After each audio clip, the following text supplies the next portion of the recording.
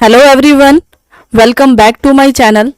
इस वीडियो में हम डिस्कस करेंगे theory of consumer behaviour, consumer के सेटिस्फेक्शन के बारे में। फर्स्ट हम डिस्कस करते हैं कि कंज्यूमर कौन होता है। कंज्यूमर मतलब हम पर्सन जो अपनी वांट्स को सेटिस्फाई करने के लिए किसी भी गुड्स या सर्विसेज का कंजम्पशन करते हैं। तो फर्स्ट टॉपिक है यूटिलिटी। यूटिलिटी का मतलब है satisfaction. Utility means satisfaction level which is received from consuming a goods and services. किसी भी गुड्स या सर्विसेज को कंज्यूम करने से जो सेटिस्फेक्शन मिलती है उस सेटिस्फेक्शन को क्या कहा जाता है? यूटिलिटी। नेक्स्ट है types of utility. Satisfaction level को 3 टाइप्स में डिवाइड किया गया है। फर्स्ट है टोटल यूटिलिटी या टोटल सेटिस्फेक्शन, नेक्स्ट है एवरेज यूटिलिटी और लास्ट है मार्जिनल यूटिलिटी।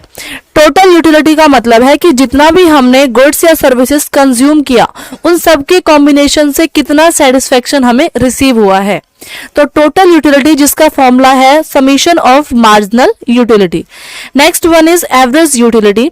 एवरेज यूटिलिटी का मतलब है कि पर यूनिट कंजम्पशन करने से कितना सेटिस्फेक्शन लेवल हमें रिसीव हो रहा है।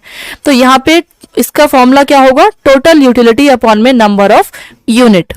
नेक्स्ट है मार्जिनल यूटिलिटी। मार्जिनल का मतलब है कि किसी भी कमोडिटी के कंजम्पशन को इंक्रीज करने से सेटिस्फेक्शन लेवल में कितना चेंजेस आया है।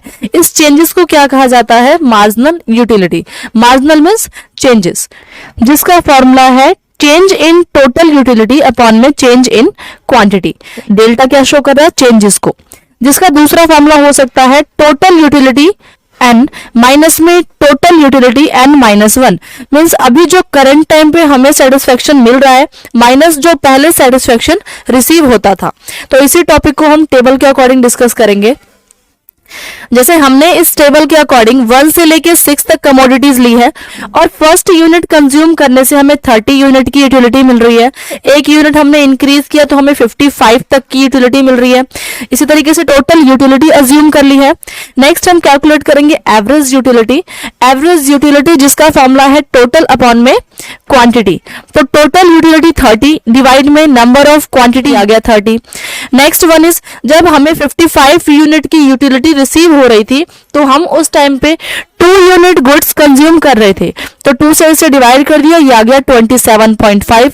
इसी तरीके से फर्दर टोटल यूटिलिटी को नंबर ऑफ क्वांटिटी से डिवाइड करते गए तो ये हमारे पास कैलकुलेट हो गया average utility. Next one is marginal utility. Commodity को इंक्रीज करने से कितना टोटल यूटिलिटी में चेंजेस आया है, उस चेंजेस को क्या कहा जाता है? Marginal utility.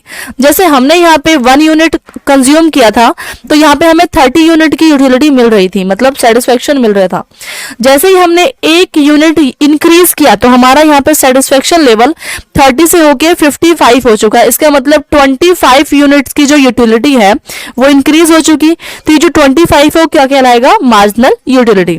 इसी तरीके से एक और हमने यूनिट इंक्रीज किया तो यहाँ पे हमारा जो यूटिलिटी लेवल है वो 55 से 75 हो चुका, मीन्स 20 यूनिट्स का इंक्रीजमेंट।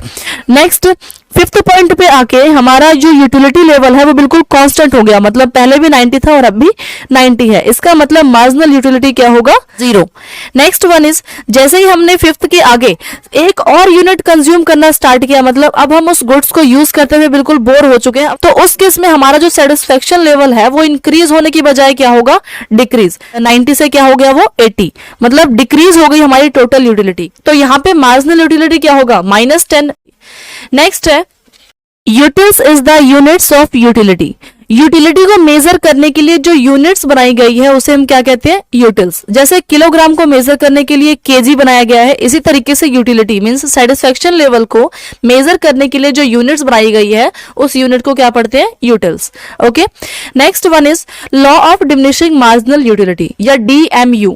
लॉ ऑफ DMU का मतलब क्या है कि जब भी हम किसी गुड्स का कंजम्पशन ओवर करना स्टार्ट कर दे तो उससे मिलने वाला जो हमारा सेटिस्फेक्शन लेवल है वो इंक्रीज की बजाय क्या होता है? डिक्रीज।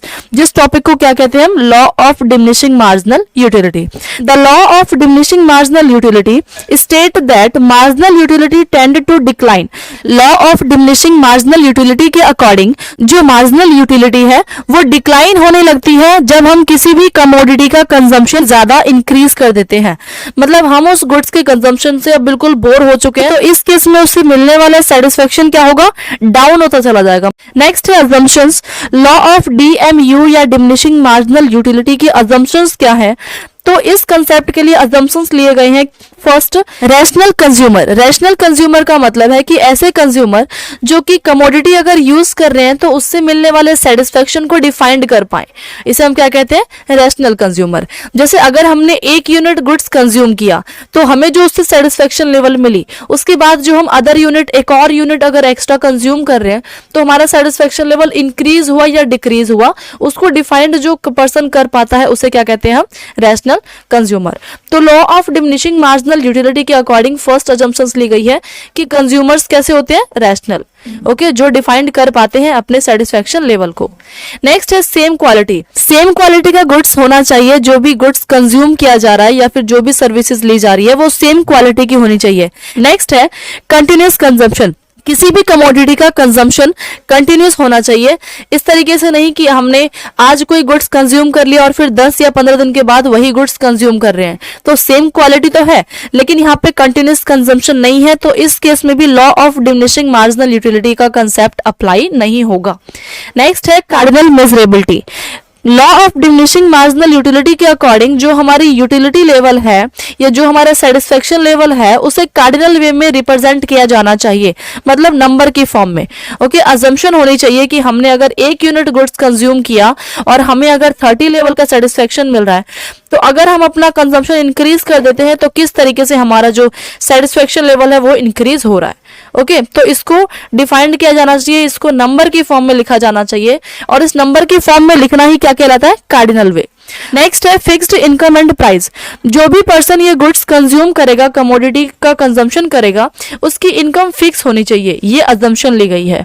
और दूसरा, जो भी कमोडिटी यूज की जाएगी उसका प्राइस भी फिक्स होना चाहिए। नेक्स्ट हम डिस्कस करेंगे इसका टेबल के अकॉर्डिंग डायग्राम। तो डायग्राम में दिया गया है X axis and Y axis. X axis पे हमने लिया क्वांटिटी या यूनिट्स, जितनी यूनिट्स कंज्यूम की है, और वाई एक्सिस पे लिया है मार्जिनल यूटिलिटी, कि हमारे कंजम्पशन में इंक्रीजमेंट से कितनी सेटिस्फेक्शन में चेंजेस आई है। तो जैसे हमने जब 1 यूनिट कंजम्पशन किया तो मार्जिनल यूटिलिटी थी 30, और इसी तरीके से हम जैसे ही हमने 1 यूनिट का कंजम्पशन इंक्रीज किया तो यहाँ पे जो हमारा सेटिस्फेक्शन लेवल है वो हमें ओनली 25 ही रिसीव हुआ। ओके, इस तरीके से हमने जब 2 से 3 मतलब एक और यूनिट इंक्रीज किया, 1 यूनिट इंक्रीज करने से ओनली हमें नेक्स्ट टाइम 20 यूनिट्स की यूटिलिटी ही रिसीव हुई है। ओके, तो ये कंसेप्ट था मार्जिनल यूटिलिटी का, जो कि अपवर्ड से डाउनवर्ड की तरफ मूव होता है और एक पॉइंट पे आके ये क्या होता है? जीरो, कांस्टेंट, मतलब कि नंबर ऑफ कमोडिटी इंक्रीज किया बट उससे मिलने वाला सेटिस्फेक्शन बिल्कुल कांस्टेंट है, और इस कांस्टेंट पॉइंट को ही क्या कहा जाता है? Point of सैटिटी।